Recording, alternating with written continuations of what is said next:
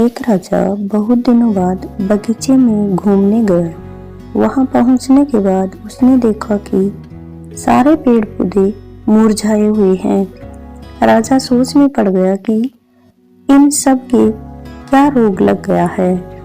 राजा ने वजह जानने के लिए एक एक करके सभी पेड़ पौधों से सवाल पूछने लगा। सबसे पहले आग के वृक्ष से पूछा तो उसने कहा, महाराज, जब मैं देवदार के वृक्ष को देखता हूँ तो सोचता हूँ कि मैं भी कोई वृक्ष हूँ। वृक्ष तो देवदार जैसा होता है और यही सोच सोचकर मैं मर रहा हूँ। राजा ने देवदार की ओर देखा तो उसके भी कंधे झुके हुए थे, क्योंकि वह सोच रहा था, इतना लंबा भी कोई वृक्ष होता है। वृक्ष तो इस अंगूर की लता के जैसा होना चाहिए, हरी भरी फलों से लदी हुई। और यही सोचकर देवदार का वृक्ष मुरझा रहा है। राजा ने अंगूर की लता की ओर देखा तो वह भी मुरझा रही थी। वह इसलिए मुरझा रही थी कि वह गुलाब की तरह खिल नहीं रही थी।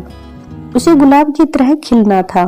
राजा थोड़ा आगे गया तो उसे एक पेड़ नजर आया जो निश्चित भाव से खिला हुआ, ताजगी में नहलाया हुआ था।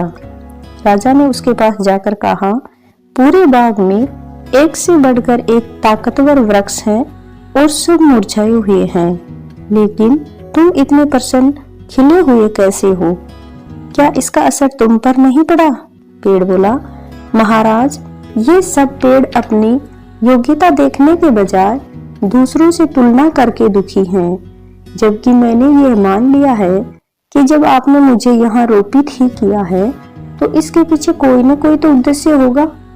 अब मेरा क्रम यही है कि मैं अपने गुणों से इस बगीचे को, इस मेरी जगह को सुंदर बनाऊं।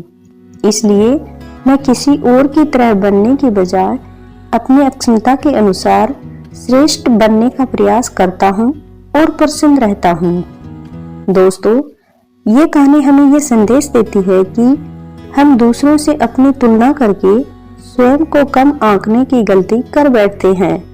दूसरों के गुणों को देखकर उनसे कुछ ग्रहण करने के बजाय अफसोस करने लगते हैं कि हम उनके जैसे क्यों नहीं हैं।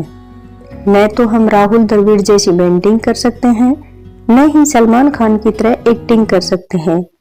हमें ये याद रखना चाहिए कि सभी व्यक्ति, सभी चीजें अलग अलग हैं। हम सभी में कुछ ऐसी क्वालिटी है जो अन्य लोगों में नहीं है। जरूरत है तो उस क्वालिटी को पहचानने की और अपने क्षेत्र में सफलता प्राप्त करने की। हमें अपने गुणों, योग्यता पर ध्यान केंद्रित करना है। सफलता उन्हीं लोगों का दरवाजा खटखटाती है जो स्वयं अपनी योग्यता पहचान कर श्रेष्ठ करने की ठान लेते हैं। कहानी कैसी लगी? यदि अच्छी लगी तो कमेंट करके कमेंट बॉक्स में जरूर बताइएगा। चैनल को लाइक, शेयर और सब्सक्राइब कीजिएगा। धन्यवाद।